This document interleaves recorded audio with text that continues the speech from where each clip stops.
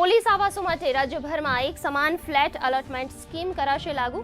સુરત ખાતે પોલીસ વિભાગના વિવિધ પ્રકલ્પોના ખાતમુહૂર્ત અને લોકાર્પણ નિમિત્તે નાયબ મુખ્યમંત્રી હર્ષ સંઘવીની જાહેરાત। કહ્યું, અરજી અનુસાર વહેલા તે પહેલાના ધોરણે અપાશે પ્રાથમિકતા।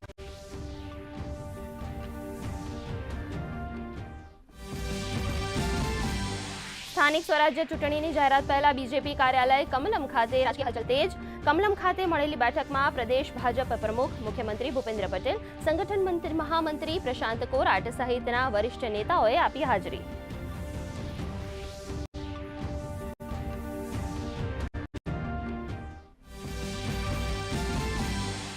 પ્રધાનમંત્રી નરેન્દ્ર મોદીએ 8,931 દિવસ સુધી ચૂંટાયેલી સરકારના વડા તરીકે સેવા આપવાનો ઐતિહાસિક રેકોર્ડ કર્યો સર।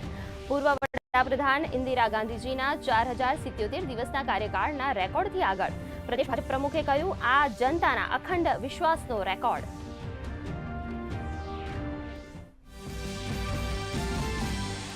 સ્થાનિક સ્વરાજ્યની ચૂંટણી પહેલા પોલીસ બેડામાં મહત્વના ફેરફાર। રાજ્યના 254 પીએસઆઈને પીઆઈ તરીકે અપાયું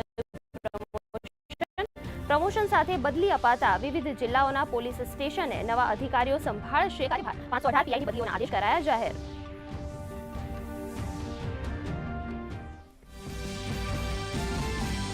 પ્રધાનમંત્રી નરેન્દ્ર મોદી આવતીકાલે વિવિધ રાજ્યોના મુખ્યમંત્રી તથા કેન્દ્ર શાસિત પ્રદેશોના પદાધિકારીઓ સાથે કરશે બેઠક। પશ્ચિમ એશિયાની સ્થિતિ પર વાતચીત થવાની શક્યતા, તો ચૂંટણી રાજ્યોમાં મુખ્ય સચિવો સાથે પણ કરશે બેઠક।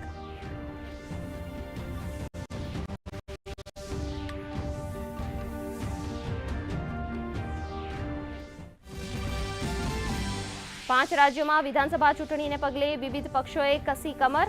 પશ્ચિમ બંગાળમાં 2 બેઠકો પરથી ઉમેદવારી કરી રહેલા ભાજપના સુવેન્દુ અધિકારીનો ઝંઝાવાતી પ્રચાર। અસમ જાતિ પરિષદે ગુવાહાટીમાં ચૂંટણી ઢંઢેરો કર્યો જાહેર। તામિલનાડુ અને પુડુચેરીમાં વાર પલટવારનો દોર।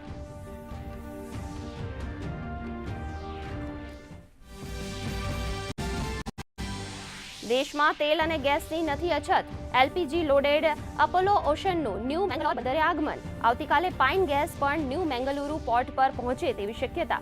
ઈરાનનું નિવેદન, ભારત માટે ખુલ્લું છે હોર્મુઝ જળમાર્ગ।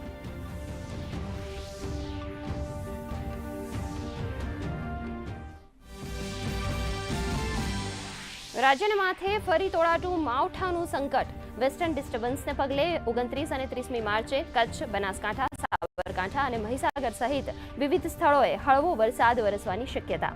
આગામી 24 કલાક બાદ મહત્તમ તાપમાનમાં 2 થી 3 ડિગ્રીનો ઘટાડો થવાનું અનુમાન। 38.5 ડિગ્રી સાથે અમરેલી સૌથી ગરમ શહેર।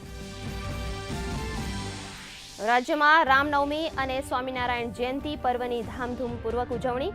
જામનગરના બાલા હનુમાન મંદિર ખાતે શ્રદ્ધાળુઓની ભારે ભીડ, તો મહેસાણા, રાજકોટ સહિત અનેક સ્થળોએ શોભાયાત્રાનું આયોજન।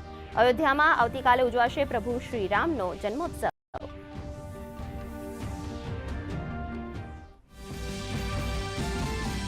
રેપિડ ટેસ્ટના માધ્યમથી જાણી શકાશે ઘઉં ધાનની ગુણવત્તા। કચ્છ યુનિવર્સિટી દ્વારા સંશોધિત કરાયેલી શોધને કેન્દ્ર સરકારે 20 વર્ષ માટે આપી પેટન્ટ। મુખ્યમંત્રીએ ગણાવી રાજ્ય માટે ગૌરવની બાબત।